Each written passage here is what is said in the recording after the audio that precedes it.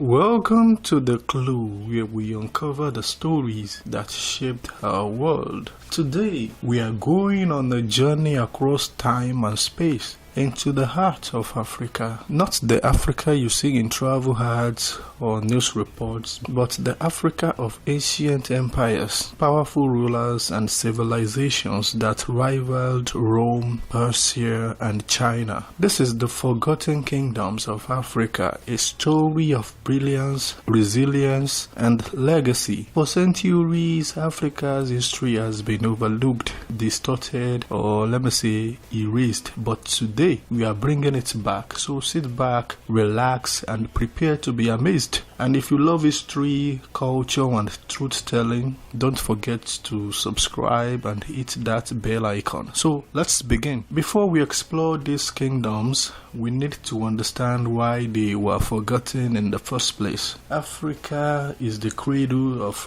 humanity. The earliest humans walked its soil. It's home to diverse cultures, languages, and innovations. Yet, for centuries, Africa was portrayed as a continent without history. Why? Because the answer lies in colonialism. When European powers invaded Africa in the 19th century, they needed a justification. They claimed Africa was uncivilized, primitive, and empty.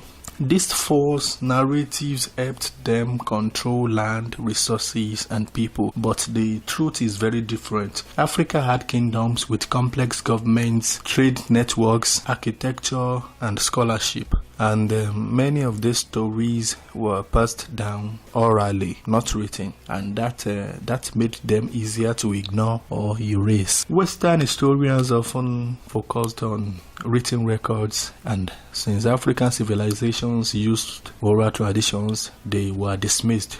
But archaeology, linguistics, and African scholars have helped restore these lost chapters. So let us explore them one by one. Our first stop is the Kingdom of Kush, located in what is now Sudan. Kush was one of the earliest and most powerful African civilizations. It emerged around 1070 BCE after the fall of the new kingdom of Egypt, but Kush wasn't just a neighbor, it was a rival and at times a conqueror. In the 8th century BCE, Kushite kings invaded Egypt and ruled as pharaohs during the 25th dynasty. They were known as the Black Pharaohs. They brought stability, restored temples, and revived Egyptian culture. So the capital of Kush was Meroe, a city filled with pyramids, more than 200 of them, These pyramids are smaller than those in Egypt, but built with precision and beauty. Meroe was also a center of iron production,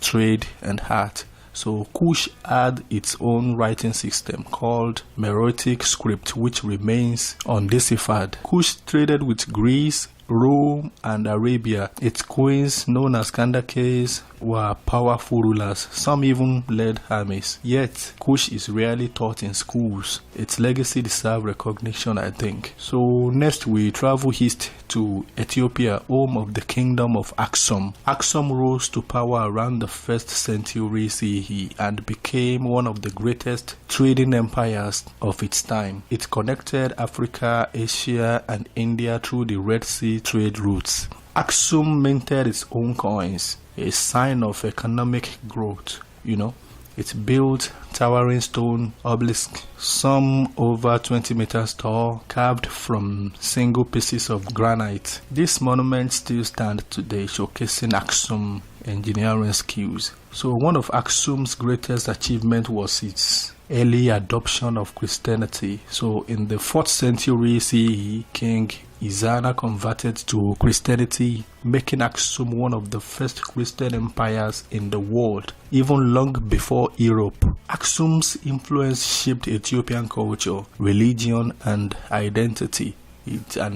its legacy lives on in the Ethiopian Orthodox Church and the pride of its people. So despite its achievements, Axum is often left out of global history books, but it was a beacon of civilization. Now let's head west to the Mali Empire, one of the richest kingdom in history. Mali rose to power in the 13th century after the decline of the Ghana Empire. So its most famous ruler was Mansa Musa, who reigned from 1312 to 1337. Mansa Musa is often called the wealthiest person who ever lived. So he controlled vast gold mines and trade routes across West Africa. So, in 1324, he made a pilgrimage to Mecca, traveling with thousands of attendants and camel loaded with gold. His generosity was legendary. So, he gave away so much gold in Cairo that it caused inflation for years. But Mali wasn't just about wealth. It was a center of learning. The city of Timbuktu housed libraries, universities, and scholars from across the Islamic world. So people studied astronomy, mathematics, law, and theology. Mali's government was organized with provinces, governors, and a strong military. Its culture blended Islam with African traditions, The Mali Empire lasted for centuries, influencing trade, religion, and education. Its story is one of brilliance and legacy. So, moving on, in Southern Africa, we find the kingdom of the Great Zimbabwe. Great Zimbabwe flourished between the 11th and 15th centuries. Its name means stone houses, and it's famous for its massive stone structures built without mortar. The ruins include the Great Enclosure, a circular wall over 11 meters high and 250 meters long.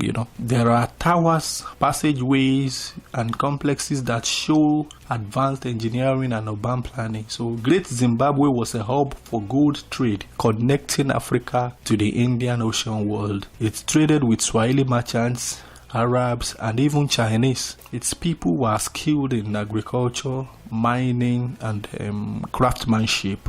They built a society with kings, nobles, and commoners. European colonists once claimed these ruins couldn't have been built by Africans. They invaded myths about foreign builders, but archaeology proved otherwise. Great Zimbabwe was Africa, and it was magnificent. Its legacy lives on in the name of the country, Zimbabwe.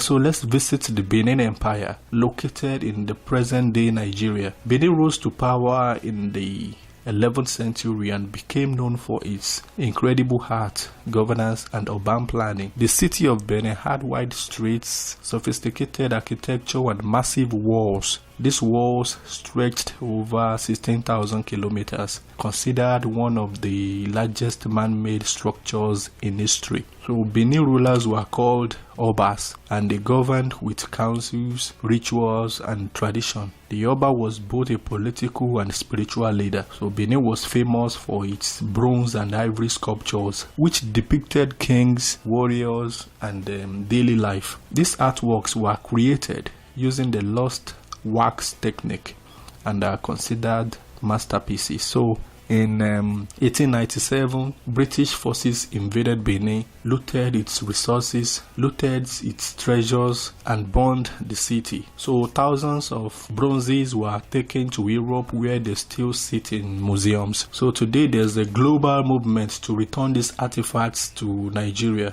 Benin's legacy is being reclaimed. So also moving on, Africa had many other kingdoms worth mentioning.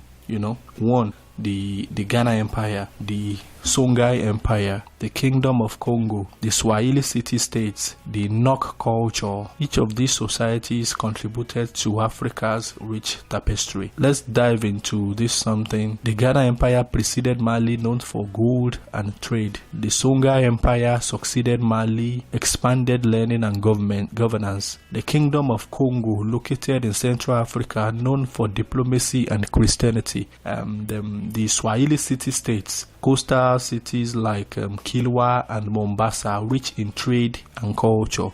The Nok culture as well each civilization in Nigeria famous for terracotta sculptures. These kingdoms, they had laws, art, religion, and innovation. They were not isolated. They were connected to the world. So one would ask, why does it all matter? Because history shapes identity. When we ignore Africa's past, we deny its people the richness of their heritage. We also distort global history. So Africa was never a blank slate. It was a continent of innovation, leadership, and culture. Its kingdoms rivaled those of Europe and Asia. So by reclaiming these stories, we honor the ancestors, we inspire future generations, and we tell the truth. So thanks for watching The Clue. Subscribe for more deep dives into history, lifestyle, adventure, politics, and entertainment. So until next time, keep searching, keep questioning, and remember, every story starts with a clue. See you in the next video.